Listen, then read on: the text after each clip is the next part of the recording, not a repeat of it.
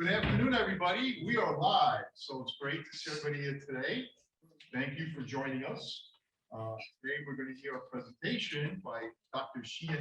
Jeannie Sheehan Zaino. I did know Sheehan for quite a while. That's great. So the title of Dr. Zaino's presentation is "How did we get here? The state of the world beyond the Ready to Move divide." So the question is, how did we get here? The idea for this seminar series, and we're going to make a series out of this, I hope, that's the goal, came from the Dean of Arts and Science, that's me, Joe. My advisory board, I have a set of alumni that we visit twice a year, and we come up with different ideas and thoughts, and we brainstorm. So one of the brainstorms that happened in one of the last meetings was based on the last presidential election. And the board members discussed things like, what is the truth? How does the everyday citizen discern truth, especially when you look at the mass media?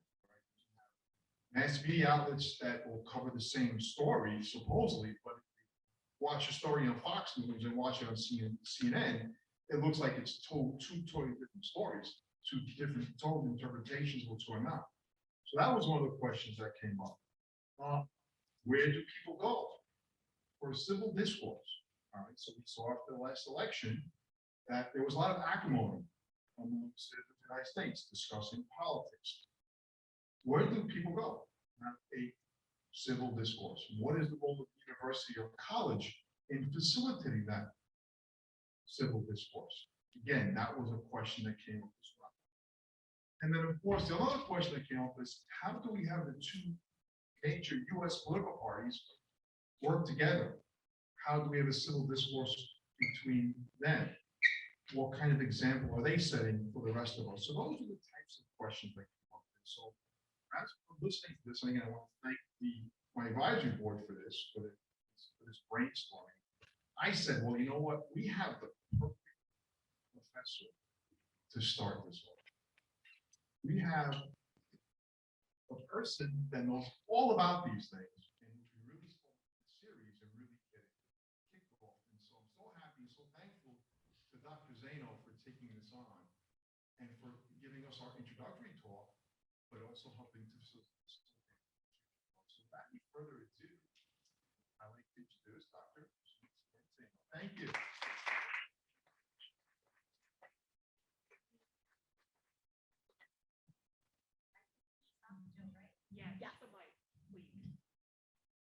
Thank you, Dean Stabile, and thank you all for being here. To my great students, of course, who all came, they're all getting A's. We love them all. And everybody online, I really appreciate it.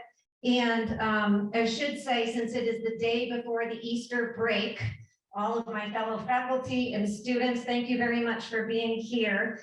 I also wanted to apologize a little bit if you thought this was going to be like an upbeat, spiritual sort of renewing sort of conversation, because I am in political science and we don't do upbeat that much these days. So apologies in advance if you thought that's what you were coming to.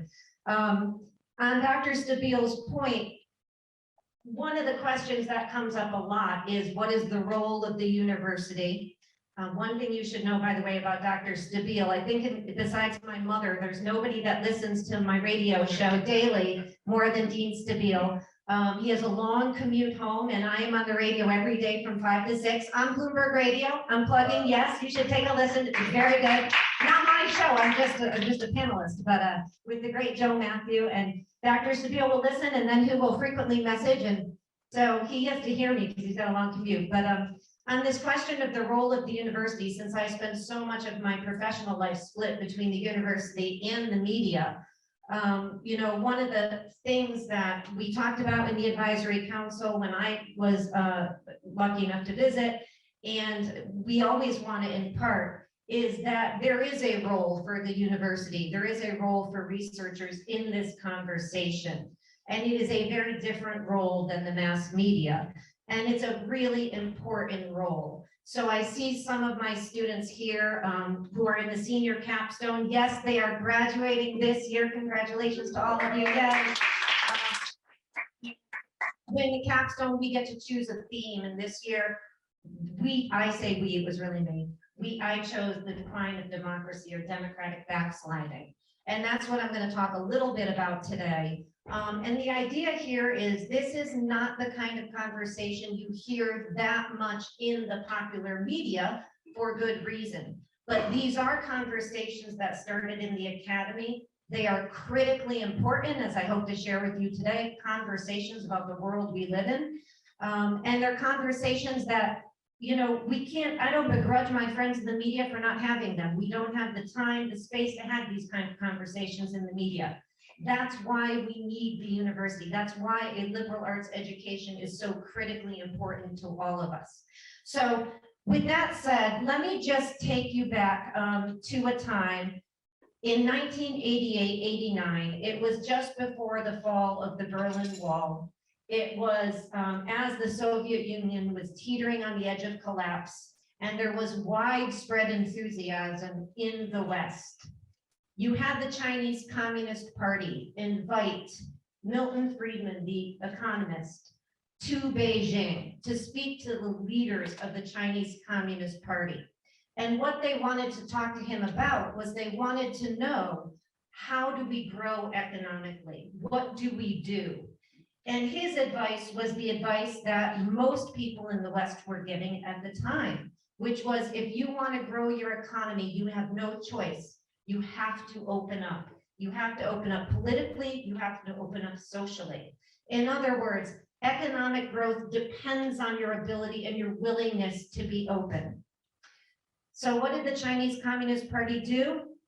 Some of those reform-minded leaders were within a year ousted. They did not listen to Milton Friedman. We all know about Tiananmen Square, which happens several months later. And what happened to the economy? Well, they didn't open, but this is what happened. It very quickly grew. It is now the second largest economy in the world, and by 2030, it will, in all likelihood and by all projections, surpass the United States as the biggest economy in the world. Fast forward then to another example of this.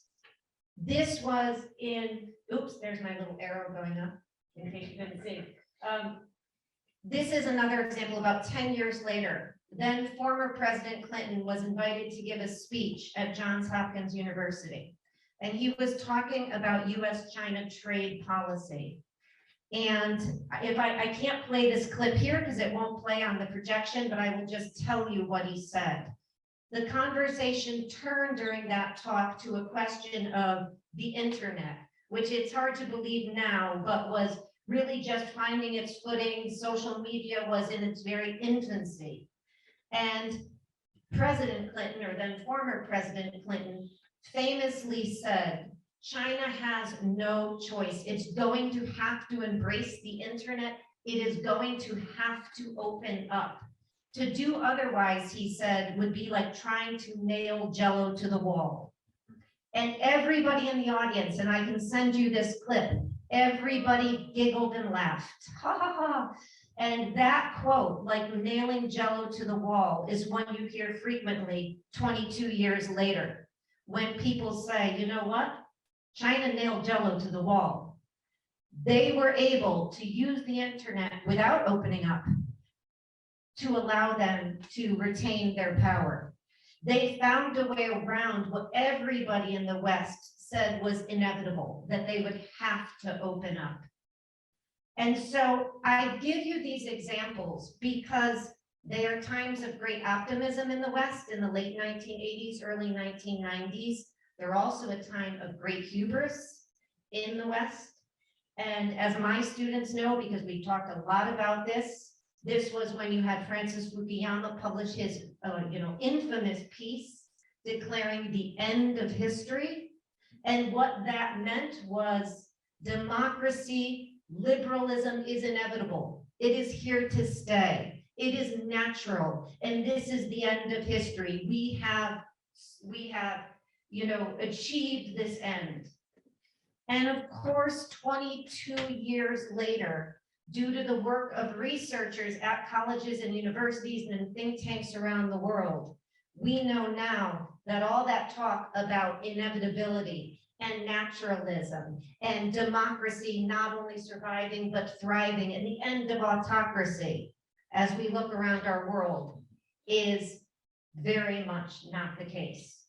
And this is not something that is pandemic related, although the pandemic has not helped matters. These trends go back to the early 2000s. And so we look at several data sets on this point, things like Freedom House, the EIU. There's 4 major data sets that we consult on this issue. This is just one of them. And you could see there the trend of free states going down, autocratic states going up. And much of this data just has been coming out. It's been coming out for about 10 to 15 years, but this data has just come out. And the quotes I have there just give you a sense as to how the researchers describe what is going on. Global freedom faces a dire threat.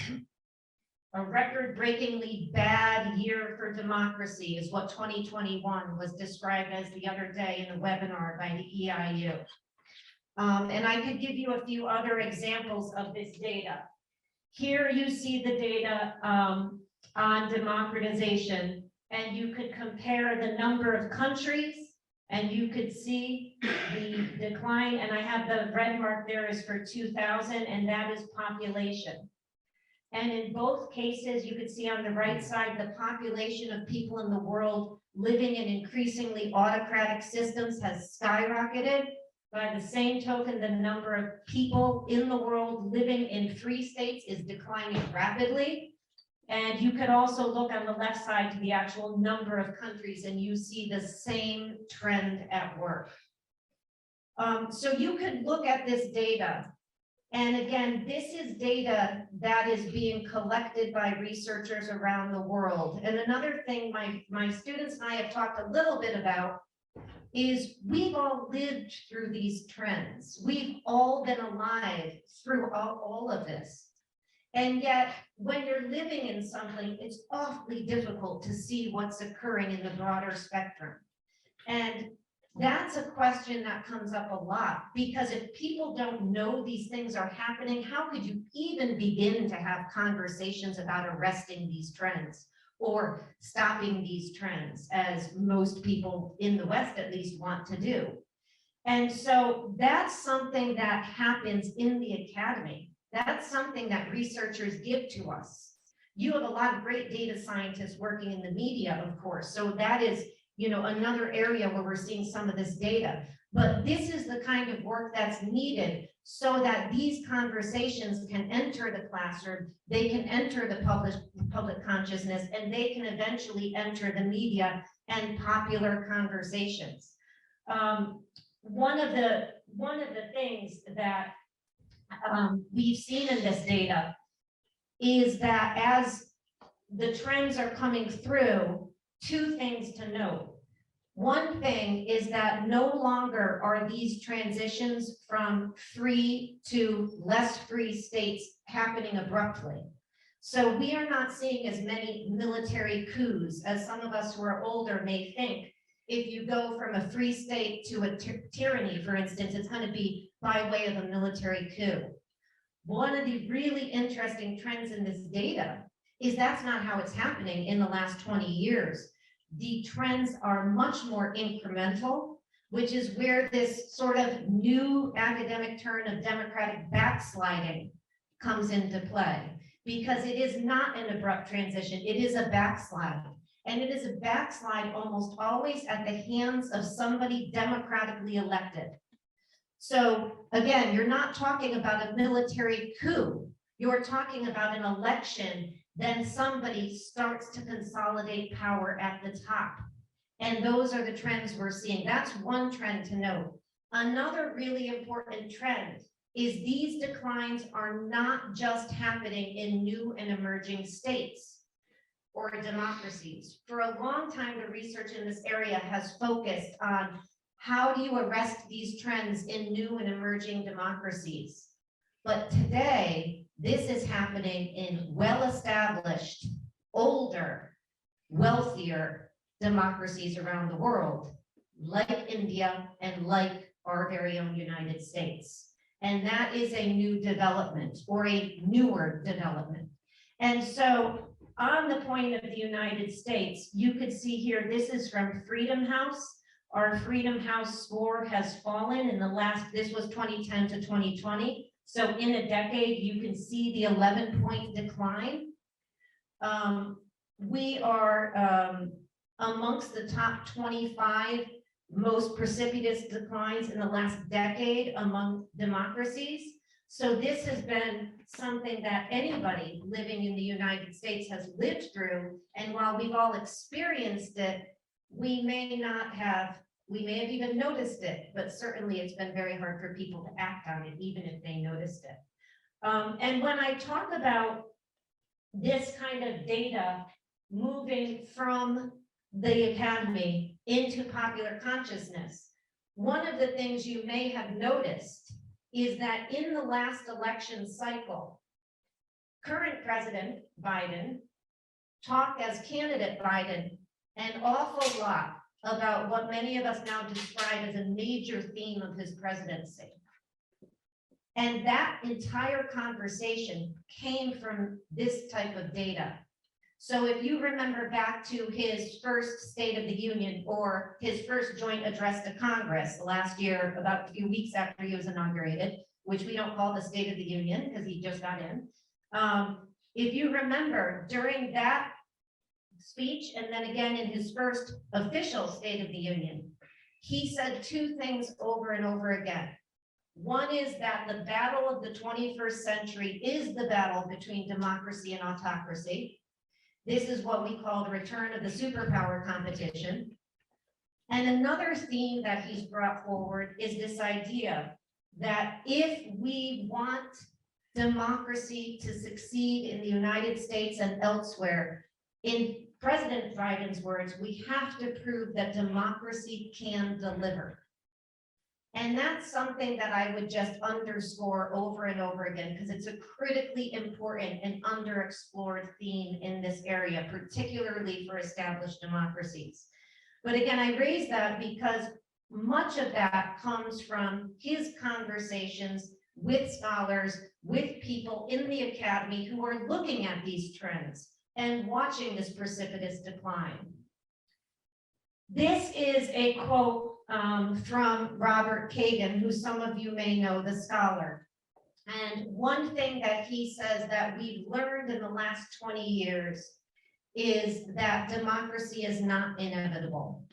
And so he uses the analogy of democracy to a fragile flower. And he says, if you don't tend to it, if you don't care for it, if you don't clear the weeds, I am not a gardener, so this is not a good analogy for me to be sharing with you, but if you don't clear the weeds, theoretically, it will decline. And I think that's a really important analogy to keep in mind. It is one that in the heyday of the 1980s, as communism fell, as the Berlin Wall fell, that a lot of us didn't think about, but one that has become very apparent today. So when we talk about the fact that democracy is not inevitable, it's not natural, it is not something we can take for granted, one of the things we have to think about is how do we care for it? And what do we do to make sure that it survives and thrives? And this is what I wanted to talk a little bit about. I don't know how many of you, by the way, have gotten to see the new Ken Burns documentary on Ben Franklin, but it's a very good one. And of course, Ben Franklin echoes the theme of what Robert Kagan is talking about when he famously says, what, a republic if you can keep it. And it is very much in the how do we keep it realm that many of us are thinking about today. So I was originally going to say something about illegal immigration by way of making an example, but I'm going to switch because of what happened yesterday to gun control.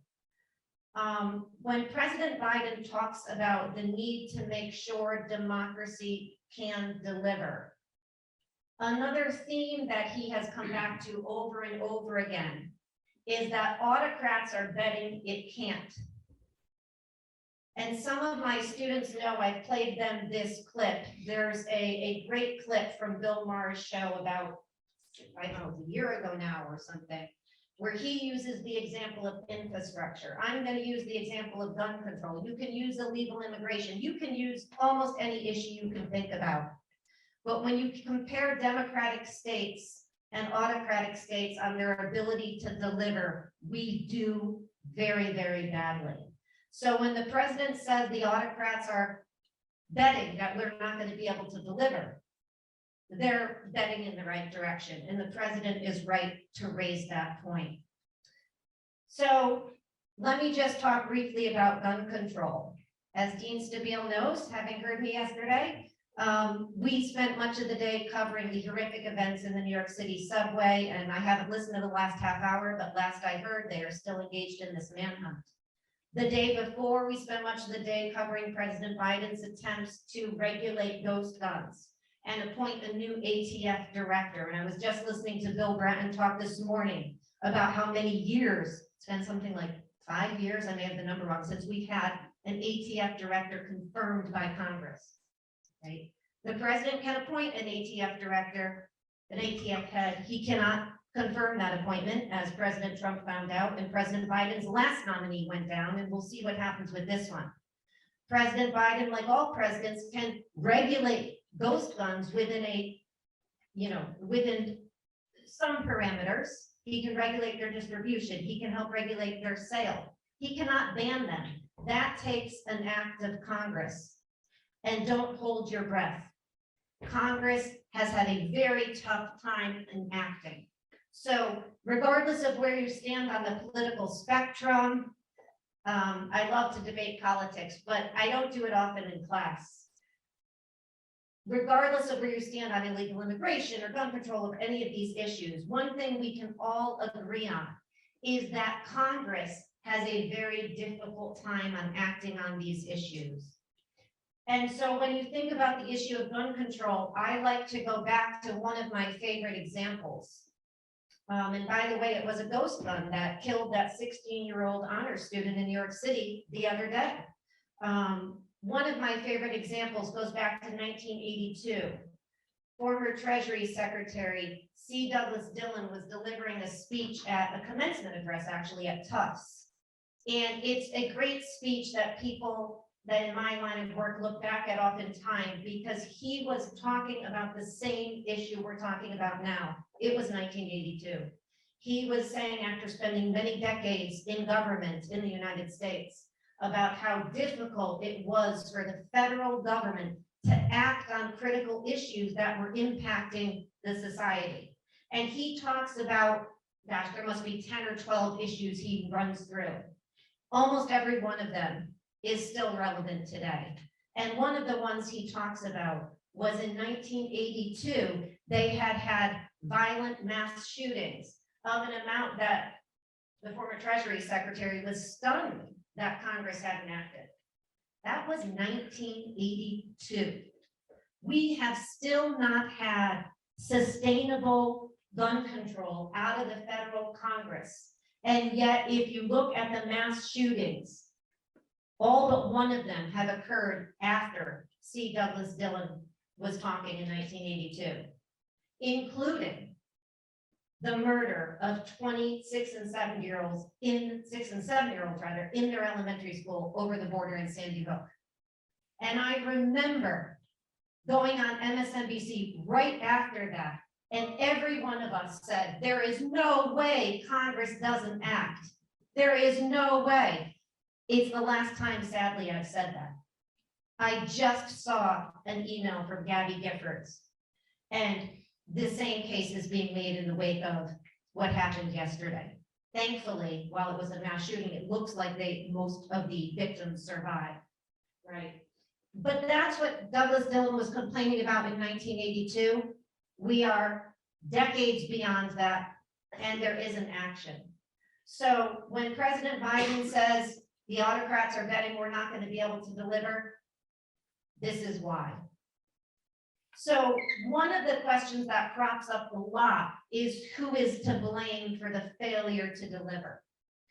And there's a lot of blame that we all cast. Some people blame the public officials, some people blame us as voters. Very common for political science to say, we are all too stupid to engage in what democracy requires, right? People blame the political parties, they blame party leaders, they blame the media, traditional media, social media now, everybody gets blamed.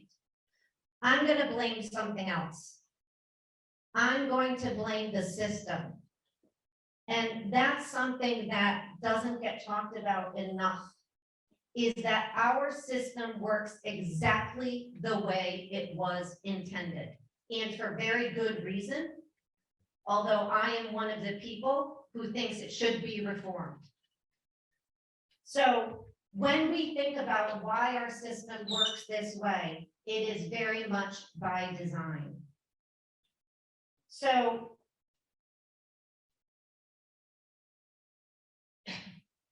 when our framers created our system, it was not that long, several decades after Montesquieu had written Spirit of the Laws. And if you remember, in Spirit of the Laws, he says, the goal of a free state is to protect liberty. And how do you protect liberty? As my students can tell you, you separate power. And so what Montesquieu talks about is what we all come to know now as the three major, in our system, branches of government at both the federal and state levels: the executive, the legislative, and the judicial. If you don't want to be tyrannized, if you want to protect liberty, and remember, liberty is freedom from government specifically. If you want to protect yourself from that, separate power. And our framers very much believed that the goal of a free state was one thing and one thing pretty much only, and that was to protect liberty. Everything else fell a very distant second, third, fourth, fifth. And this is particularly true of James Madison. And so they adopt Montesquieu's scheme.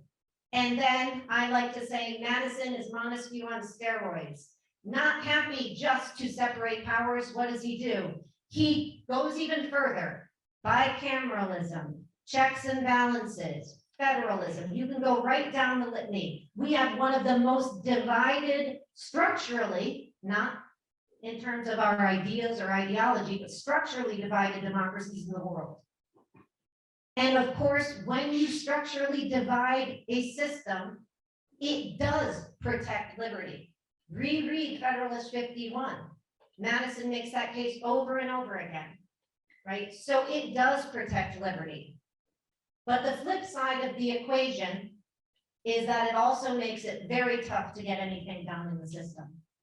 And so when our framers got the Constitution ratified and moved from framers into our first public officials, they found that out very, very early on. So I don't know if how recently you've happened to read the Federalist Papers, but one of the things that the Federalist Papers, when you look at particularly those by Hamilton, who was really the father of the Federalist Papers, it was Alexander Hamilton who pushed for, you know, was he really his brainchild? He was able to get John Jay and James Madison on board. Hamilton writes most of the Federalist, the largest number, not most of them, the largest number, but Madison writes the most famous, and Jay writes some, right?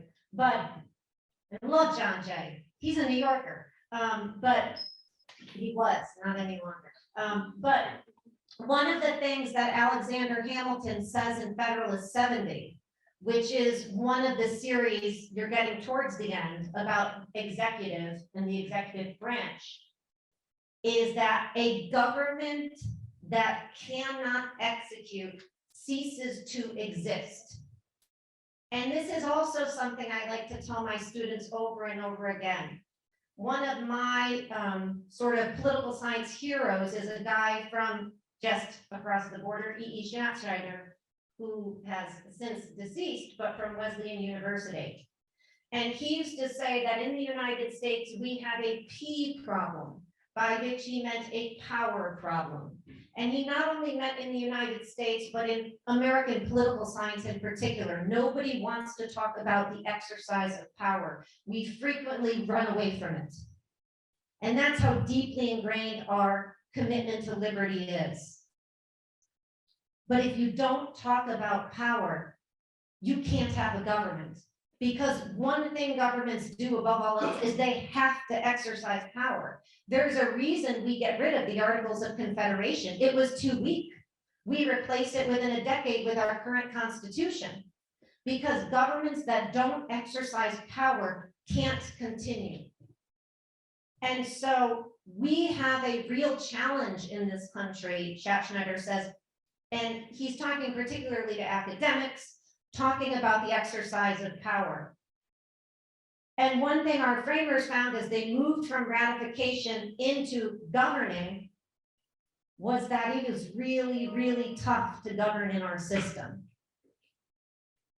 And particularly any of you who have ever worked in a structure, say a job, a business, that is not optimally organized, you can appreciate the challenge that we're talking about. And for our framers, this became a real challenge very early on. So somebody like Alexander Hamilton, our first Treasury Secretary, how do you combat the economic recession? And if you remember seeing Hamilton the musical, that was a major challenge. And one of the things that the framers had to grapple with was the very thing we need to grapple with today, which is how do you make this government work? One of my political science, another political scientist I like an awful lot, James McGregor Burns, used to say that Madison could construct a government, he just couldn't run one. Because if you recall, Madison is a not so good president, right? He has real trouble there. And obviously the father of our country, a brilliant thinker. But the structure they created was one in which governing was very hard. And so what did our framers do?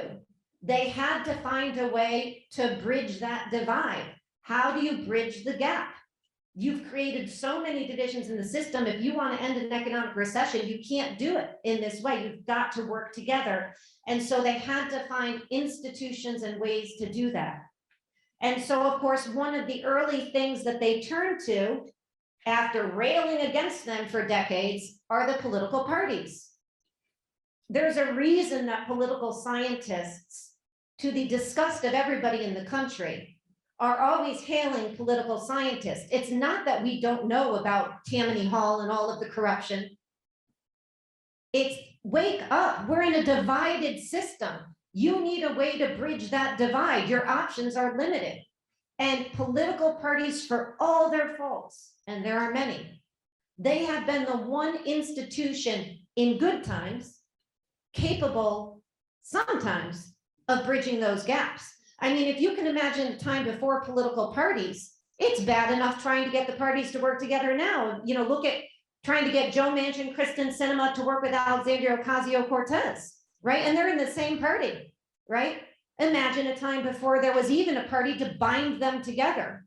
So it's not the perfect institution, but it's one of the early, what we think of as semi-solutions that our framers settled on, or our earliest public officials. So this is really when we talk about the challenge of delivery in our system and sort of one of the roots, and I would not want to be reductionist about it because in class we've been talking about all the other reasons for democratic decline, from deconsolidation to polarization. You can go right down the list. There are many, many reasons for the decline in democracy around the world. But one thing I would stress about our own system is it's structured not to deliver most of the time. Madison was famous for finding government to be a necessary evil. You needed it, but you didn't want to have to turn to it too often. And he structured the system so it couldn't work most of the time. And one of the things that I'm sure all of us can agree with is that when you ask people what's wrong with the American system, a lot of people will say, if we just had better leaders in place. And this is one of the things that just drives me nuts. Because that is this sort of romantic notion of waiting for the hero to come in and to swoop us all up and make things better. And election cycle after election cycle, we incentivize public officials to tell us they are going to be great because they went to a great school, or they're great communicators, or they were great in business, or, you know, all of the different reasons. They have a great personality, all of the different reasons.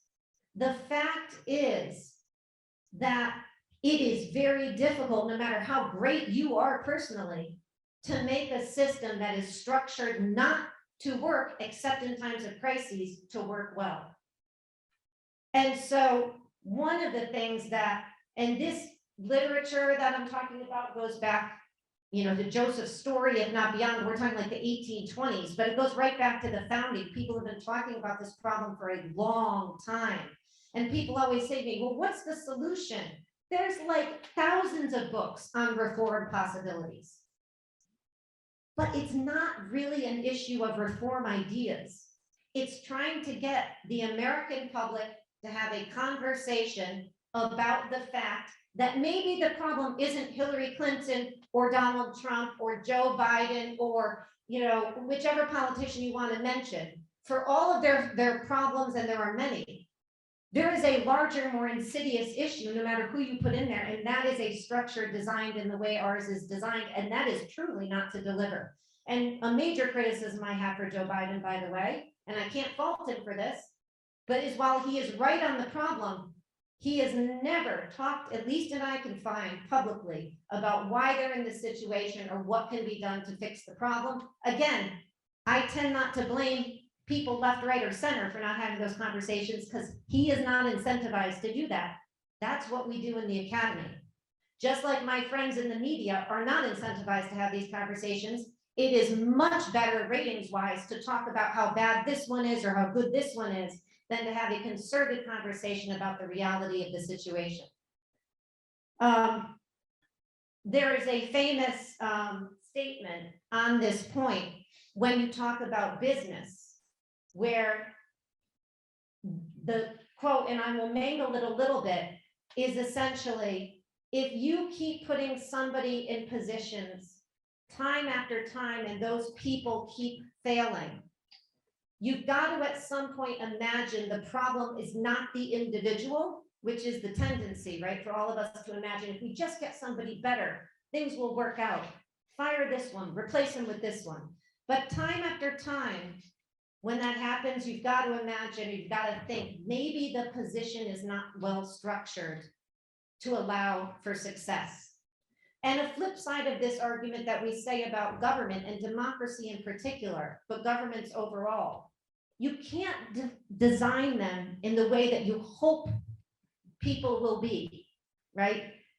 So back to my hero, E.E. Schaffsnyder, he talks about the fact that, you know, every 4th of July, we'll see polls where people will be saying how stupid Americans are. They're all so stupid. They can't name their senators. They don't know how much money we're sending to, you know, to this country. They know nothing. They're not able to govern because they're all so dumb, right? Every year, just around Independence Day, Constitution Day, you can see these polls about how stupid we all are. And that's absolutely true. None of us know enough to govern. But the reality is you don't design a system in the way you hope people will be. And in fact, we don't want everybody governing. We want people teaching. We want people delivering the mail. We want people working in restaurants. We want people doing all the things that they do. So you don't design the system hoping that everybody will be some kind of scholar. You want the system to work taking us as we are. And so that's why we have a system in which we don't rule directly. We elect people to rule on our behalf. And when you do that, you need to think about structures in which you incentivize them to work together. And our system doesn't have a lot of incentives on that front. So when we talk about those kind of incentives, and as we talk about reforms to sort of Band-Aid this problem, one example, and there's so many, but one example would be something like having the president choose a quarter, a third, half of his cabinet from the Senate. Right there, you bridge the division a little bit between the executive and the legislative branch. Right. So there's all kinds of reform possibilities like that. None of them are a panacea. But the idea is that you incentivize in some way bridging those gaps. So one conversation that's really difficult to be had is about, you know, how to get people interested in this. Another conversation that's really difficult is how you would ever achieve these kind of reforms in our system. Because you basically have three options. You have constitutional amendment, you have the constitutional convention, and you have extra constitutional means. And that's pretty much it. And as you know, since we have not had an amendment for many, many years now, it's almost impossible to imagine these days that you'd achieve an amendment. So constitutional amendment is unlikely.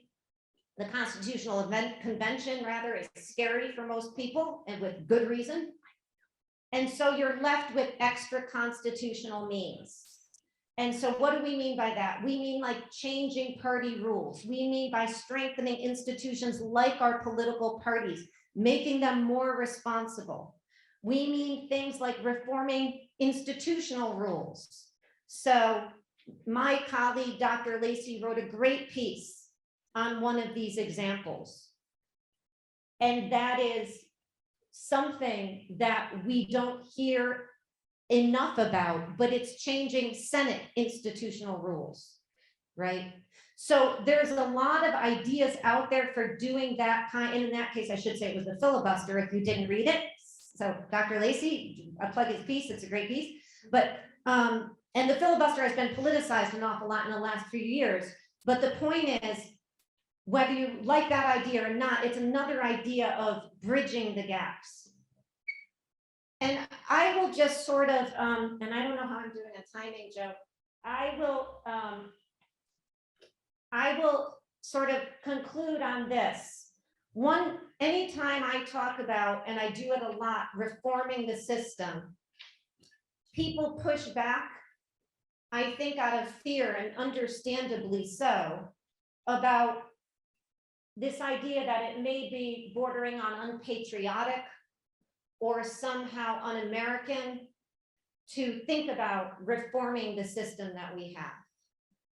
So one thing I tell people is to go read Thurgood Marshall's amazing bicentennial speech, which you guys just read, in which he talked about the fact that our system was not perfect at the founding by any stretch of the imagination.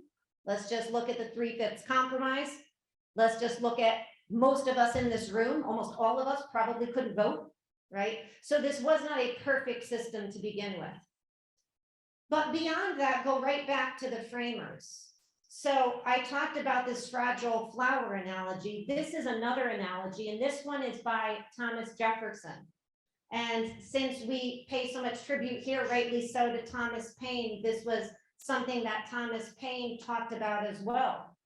Thomas Jefferson talked about the fact that you shouldn't force future generations to live under the rules of their ancestors. And so this is this famous, I call it the coat analogy. I don't know what other people call it. But he said, we might as well require a man to wear the coat which fit him as a boy as require society to remain under the regime of their ancestors. And it's not just Jefferson. It is Hamilton, the last Federalist paper. He pleads with the people of the state of New York to ratify the Constitution. And he says, it's not perfect. We did the best we could in a short period of time. We gave you the power of amendment to make necessary changes. They could have done a better job on that, to make necessary changes, push it through, and then reform it as you might.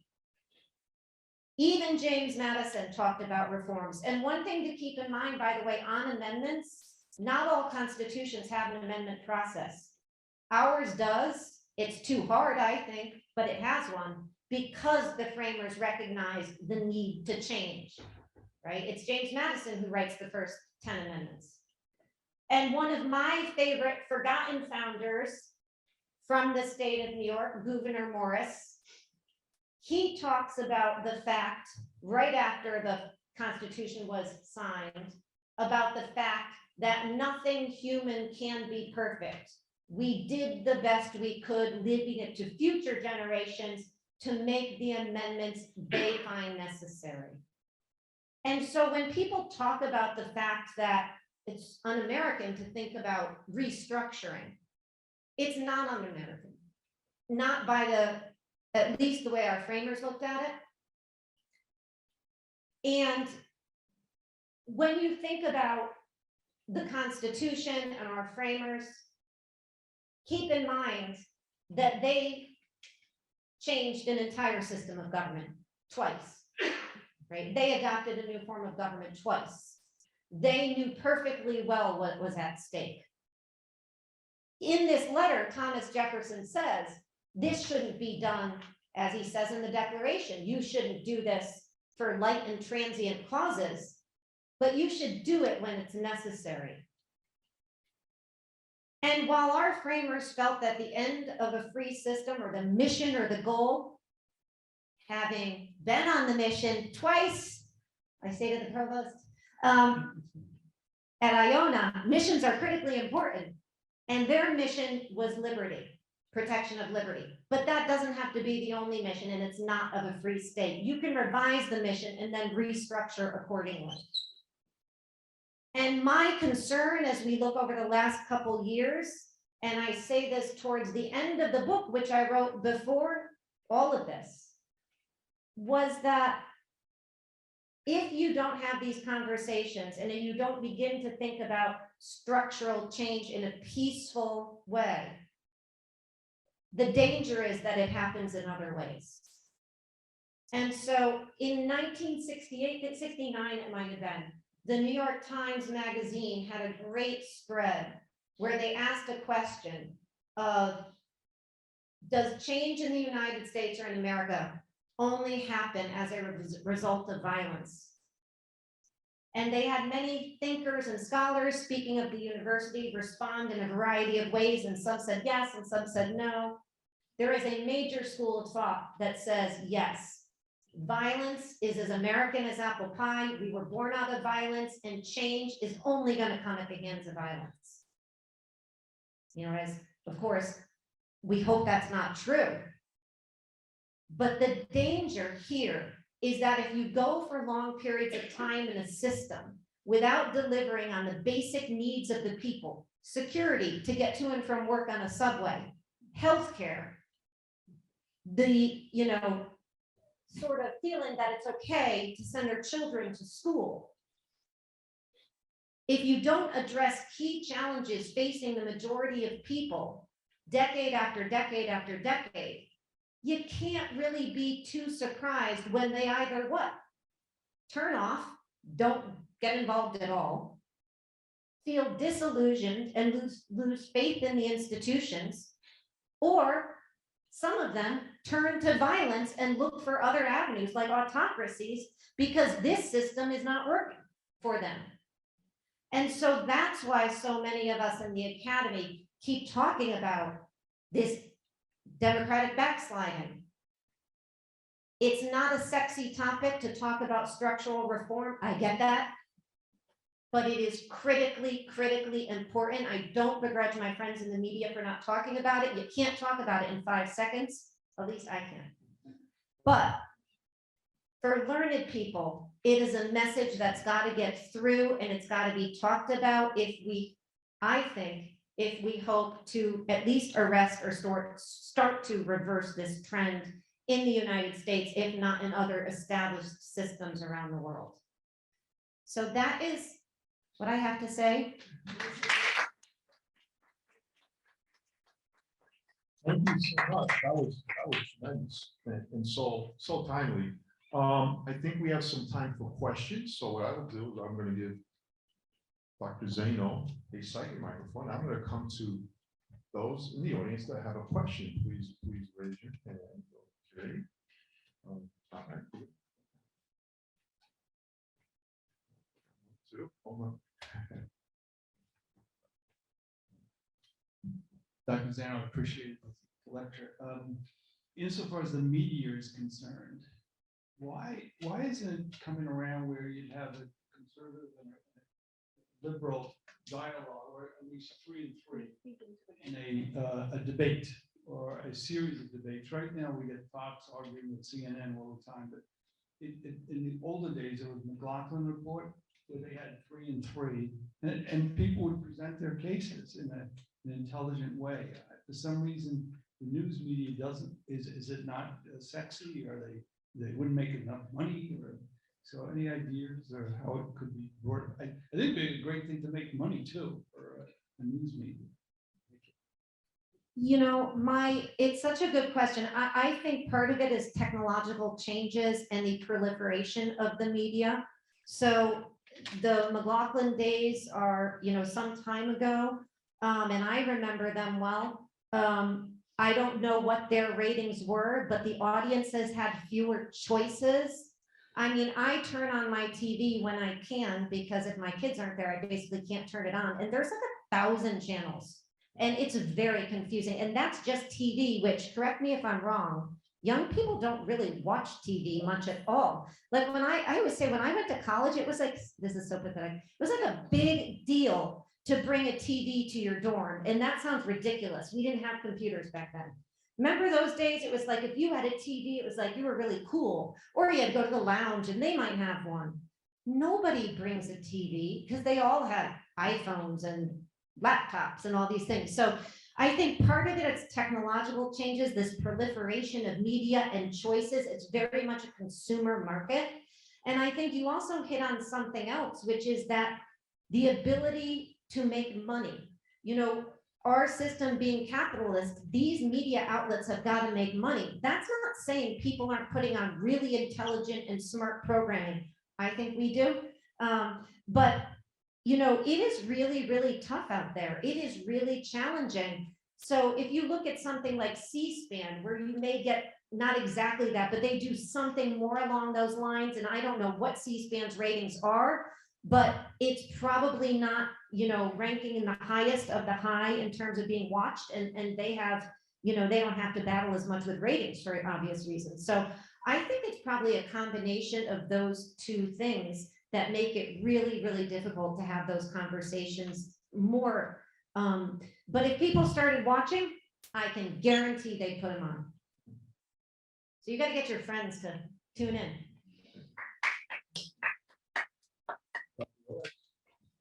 Thanks, Joe. Great talk, Dr. Zengel. Thanks very much. I have a question about the idea of power and whether we actually fail at it as much as you might have suggested. How about this as a kind of alternative view? I'll agree that Congress has been demonstrated over and over again that it lacks the capacity to govern, that the executive's hands are tied. Those two things combined seem to have concentrated power in the courts. The judiciary is the place now where the power really resides, and maybe always has resided, and that we've seen this through our history. Just one example, that the law is not just about changing the amendments, but interpreting the amendments. So we move from Plessy to Brown versus Board of Education, almost 100 years, but society does seem to lag, doesn't it, behind the interpretation of law. Is the failure then really a failure of power if power is in the courts to interpret something like separate but equal as inconsistent with our democratic view of liberty and replace it with a better notion of equality? Is the failure in that? That seems to be a very good idea. Or is the failure in us as a society that seems to be incapable of acting now in the way the law suggests we ought to if we want to preserve liberty. So I love talking about the courts, Alex. I'm so glad you asked. You know, a couple things. One thing is that at least as a small d Democrat, and so I always use this term, and I think it's pretty common, but just in case it's not, it's, you know, it's somebody who believes in democracy, not necessarily somebody a member of the party, obviously. But as somebody who, most of us probably believe in democracy as a form of government, there has been a lot of discussion about in a democracy where power should lie. And so, you know, back to my friend Alexander Hamilton in Federalist 78, he calls the judiciary the least dangerous of the branches of government, right? And I don't think that's the case at all.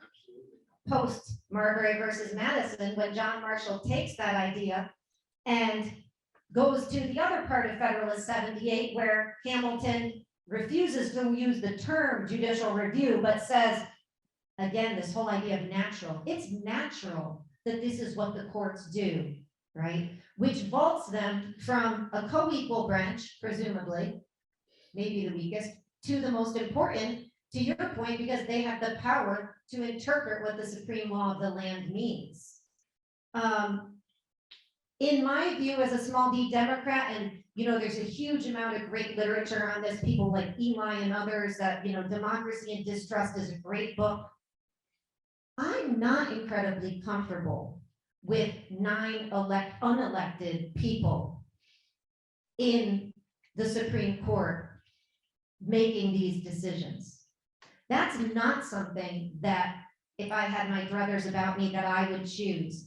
I think in a small d democracy, decisions should be made by the officials that we elect periodically every 2 or 6 years and that we can throw out of office.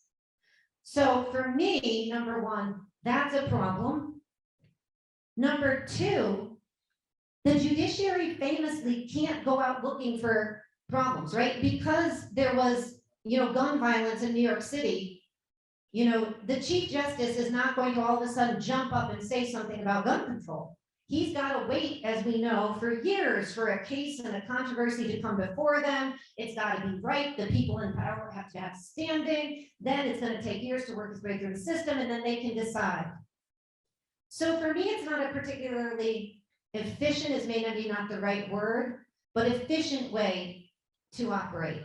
And so, and again, I have mixed feelings on this point, so I want to put that out there, because of course, I do believe there is a very good reason to have an anti-democratic force like the federal judiciary in our system. I firmly believe that. I also don't think that's an excuse for the first branch and the second branch to be, you know, and I'm not saying they're doing this on purpose, but to be, you know, to fail to address key challenges. You know, one of the things I didn't mention, which you just reminded me of, is I want to just clarify, it's not that they don't ever do anything, but it's the idea that they usually can't operate unless there's a crisis.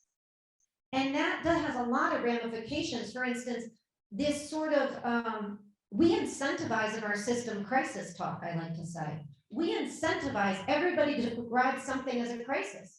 Because you have to be crazy to be a leader in our system and not describe everything you want to do as a crisis. Infrastructure crisis, war on drugs, there's all these crises. Why? Because unless people are energized, they're not going to support getting anything done in Congress. And even then, I mean, you look at the pandemic, how long it took for Congress to act on the pandemic. And just the other day, as we're facing increases in, you know, numbers in DC and Philadelphia, the Great Iron Dinner, Washington, DC, New York City. And you have Mitt Romney on the one side and Chuck Schumer on the other side coming together on a much needed bill to act, to make sure we're not in this situation again. And it falls by the wayside because of Title 42. Understand it. But this is not even that we can even act in times of crises. But so hear what you're saying, and I do think there's a role for the judiciary. I also, by the way, am not convinced the judiciary acts and we follow. I think in a lot of cases, we are ahead of them in some ways. And I don't think that's always true, and you raise a great example in terms of Plessy and Brown. But I do think that the judiciary is not always on the cutting edge either, and nor should they be, or are they designed to be. But I would say Democracy and Distrust by John Eli is a great book on this point.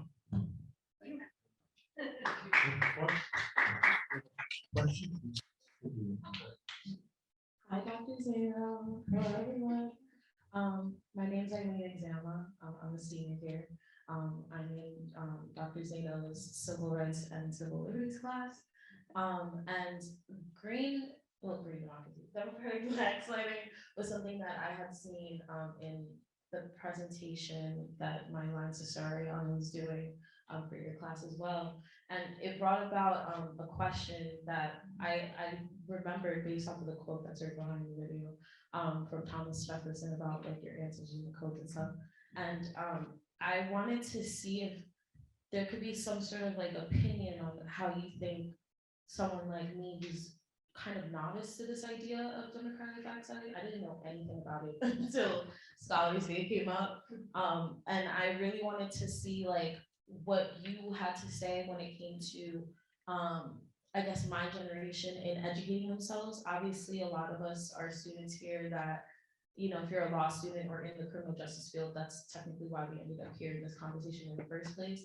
But say for someone that's in mass communications, for something that still has to do with them, what would you say to them in educating themselves and where to find like the right source to educate themselves on these different ideas and different perspectives so they can kind of create their own ideas and perspectives, especially with how this generation is kind of fast paced and like really like technology in a blink of an eye from, you know, the 80s where it was just a big room with a laptop to now being in my pocket. Like, what would you say on how like we can educate ourselves on this kind of topic? Because I think it's really interesting. But again, I had to be in a class in order to figure it out. So Yeah, and this, I think, is like the heart of the conversation we started having on the board. And Eileen, thank you. And she put a plug in for Iona College, the Scholars Day that we had the other day, which was amazing. Dr. Lee and Dr. Gates and everybody else who worked on that. You know, this is a question I throw to my students because trying to make this case and trying to get people to talk about it and to think about it is not easy. So, you know, just to go back to the importance of a liberal arts education, this is why we're all here. This is why we are all so lucky to be here, because we can have these conversations that, you know, if we are outside of the academy, it would be not impossible at all, but it would be harder to find, you know, a community and a place in which to have these conversations. So number one is to, you know, immerse yourself in the liberal arts education as you have done so beautifully. You know, there is research out there and there is text out there, but to your point, and this is something we've talked about again in class, how to convey this to people who may not otherwise be thinking about it is really, really tough. So, you know, I struggle with this a lot. My son has told me, when you record stuff, you go on and on, you talk forever, and you goes, nobody's gonna listen, they can't listen past 3 minutes, you gotta make it briefer. And my students know I try to record these videos, but they go on and on, as I'm doing now. So, you know, trying to figure out a way to convey the message and to get the word out is critically important. And there is literature out there, but a lot of it, to your point, is scholarly literature that you may need some introduction to in order to find. So I'm not answering your question precisely because it's a great question that I obviously don't have a great answer to. It seems that Daryl Wheeler. Hold on, Dr. Wheeler. Who is this man talking? Speaking to the microphone. So, Jeannie, Dr. Zeno, please correct me if I'm wrong. Part of the middle ground to your question is, and I know it's going to be unpopular, you cannot have an entire meal in 3 minutes. And so despite your need for urgency and the fact that you can carry an encyclopedia and a book, sometimes you have to buy the ingredients, unpack the ingredients, cook the ingredients, and digest the ingredients before you're in a position to adequately truncate it into a digestible component that can be transmitted back to others in a shorter form.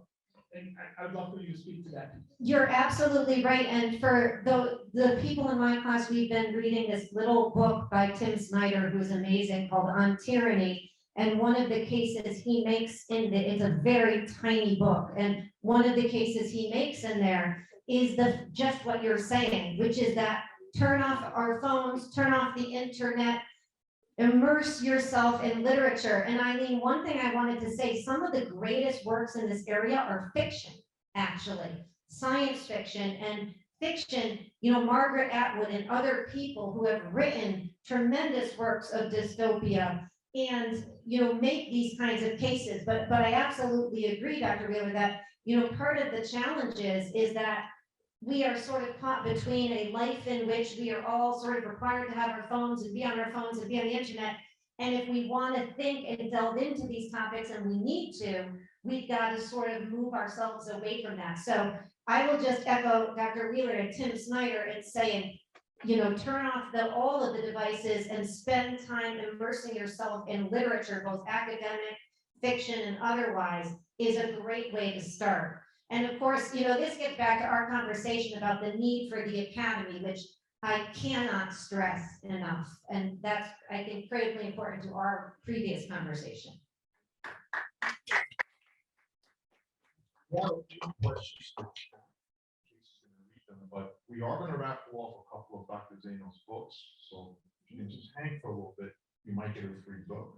Speaking of literature. Thank you. All three these in the order they came in. So our first question is from an anonymous attendee. Would you please argue how a backsliding democracy's national policy would affect our foreign policy? So, you know, one of the great examples of this in terms of a backsliding democracy impacting, because I did use a lot of examples, I think, of domestic policy. So it's a really good question. Foreign policy. One of my favorite examples comes from Lloyd Cutler. Lloyd Cutler, this is going to sound very old, but Lloyd Cutler worked for Jimmy Carter, and Jimmy Carter in the 1970s, but he was a well-known lawyer and he worked a lot on foreign policy issues with Carter. And one of the cases that Lloyd Cutler made had to do with the SALT Treaty, for instance, which was the fact that, you know, at the height of the Cold War, this is but one example, and it's a little dated, but here it is. At the height of the Cold War, Jimmy Carter could negotiate with our sworn enemy a really important treaty about nuclear weapons, and yet couldn't pass it through his own Congress, his own Senate, which was of his own party. And for Lloyd Cutler, that was the epitome of what he was, you know, what he was frustrated about. So Lloyd Cutler wrote a great piece called To Form a Government, which is a takeoff on sort of the British idea. And his notion was that in the United States, it's almost impossible to form a government.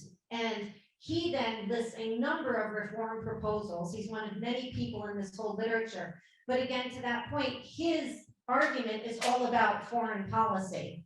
If you even just look today, nobody in our system, including the president, can act on their own. And that's a good thing. I'm not suggesting at all that liberty is not important or that we want to consolidate power in one person by any stretch of the imagination. So checks and balances are a good thing.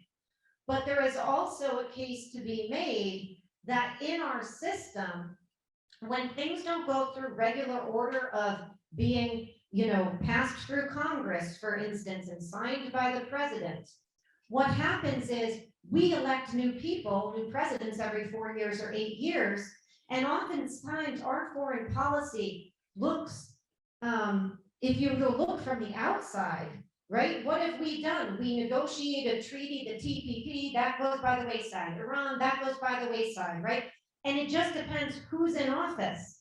That's harder to do when you're going through regular order, but this is what's happening in our system. I mean, I mentioned, and this is a domestic issue, but ghost guns. But anything you're gonna do via executive order, which is what, by the way, what the Democrats are all encouraging President Biden to do now, because he can't do anything else with the few months he has remaining before the midterm. Everything he could possibly do can very easily be turned back. So there's several examples in the foreign policy arena, but I think the danger is you get incoherent policy, or you get muted policy or watered down policy, which doesn't serve the national interest in the way it otherwise might. If that's, yeah. Thank you. Our second question is from Joshua Leon. Thanks so much for that very rich talk. Authoritarian style leaders like Bolsonaro and Trump were liabilities when it came to COVID. Putin's invasion of Ukraine appears incompetently managed. Xi has been better, but growth in China has gradually fallen off. It appears authoritarianism isn't producing much in the way of deliverables either. Why hasn't strongman leadership been subject to the same existential soul searching that democracies have? Dr. Leon, the chair of our department, thank you very much. Love Dr. Leon. It's a great point. I think that, I don't think autocrats tend to be soul searching types of folks. So I think there may be some of that involved. I do think in the academy, and I do think for many of us in the, Western tradition, we have examined authoritarianism, autocracy, and decided it is not a viable form of government for many, many reasons, human rights and others, but even the reasons that Dr. Leon just mentioned. And so, I happen to believe, and this is me personally, one of the good things about, the many good things about our system, but democracy overall, is soul searching does go on, because you can't get better, you can't improve if you don't have soul searching. So I think this is an important act. I think we should all be doing it personally and professionally and broadly. So I think it's actually a good thing that we do it. It helps us improve, hopefully, and get better. And I don't see much of that, to his point, going on in autocracies for all the reasons that I just laid out. Thank you. The last question. Our third question is from Cecily Chadwick. Thank you for your insights, Dr. Zaino. Can you talk a little about the role of social movements as critical engines of democracy? In other words, outside of restructuring the government, how effective do you think social movements are at reforming the system? And Cecily, thank you so much, because I didn't get much into the reform end, but social movements are a key aspect of that. So I'm so glad she raised this as a final question, because so much of the change, I don't know if I would say all, but I think a good portion of the change we've seen in our system, to her point, has come at the hands of social movements. And in a democratic system, that's not a surprise, because if you empower the people and the people are sovereign, if you want to get anything done, it's going to require the people to be animated and energized to act. And so it's at the hands of social movements, whether it's the civil rights movement, the women's rights movement, or any of the other important social movements we've seen, that we have seen changes come about. My concern on the issue of restructuring, and this is something that Woodrow Wilson talked about before he was president of Princeton, or certainly president of the United States. As a young scholar, Woodrow Wilson was one of the people who talked and fought a lot in this tradition. And he talked about the fact that one of the problems when you talk about restructuring is it's really hard to get people excited or energized about it. So social movements are maybe the main way in which we get change in this country, and yet getting people to get animated and energized to, restructure a system is really, really difficult to do.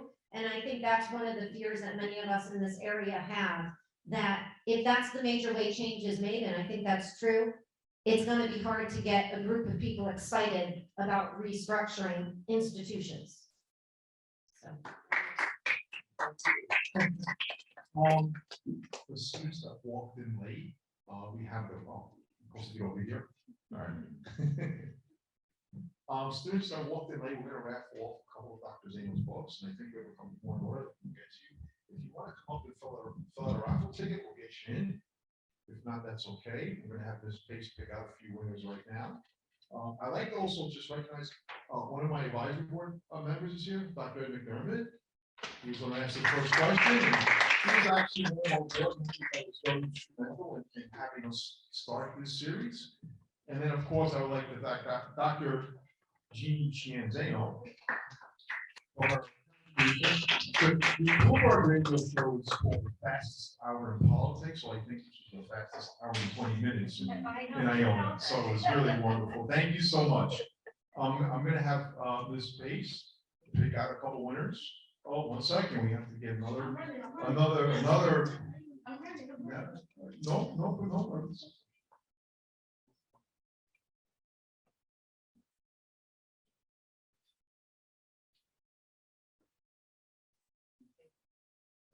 How many books do we have to give out? Here at 2 o'clock, because our books are sold out. Dr. Zeno's books are sold out. Well, we couldn't get, I would have bought probably 10 or a dozen to get out, but we could not get them. So anyway, so Miss. All right. Oh, I'm gonna pick. All right. Michelle C. See, now we want to get the book to, I know, but without putting down her last name, how are we gonna get the book to her? All right, so let's put that down. Is Michelle C in one of your classes, Dr. Zeno? Georgina Santos? All right, at least we know who that is, so we can get one of the books, so we're gonna say that one. Here come the book, right?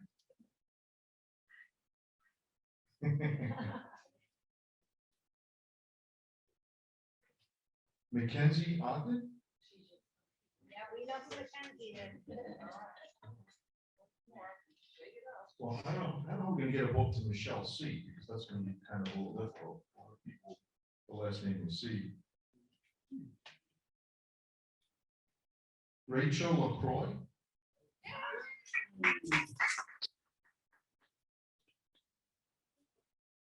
Hey.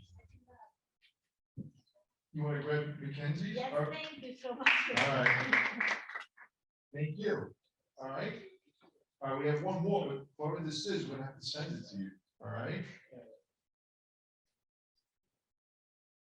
Jake DiMartino? All right. All right, no, I'm glad, very glad. Jake, you just, do me a favor, come and put your email on the back of this. All right, anyway, thank you all so much for coming. I hope you enjoyed this, and I hope to see you at future seminars. Thank you again, Dr. Zeno.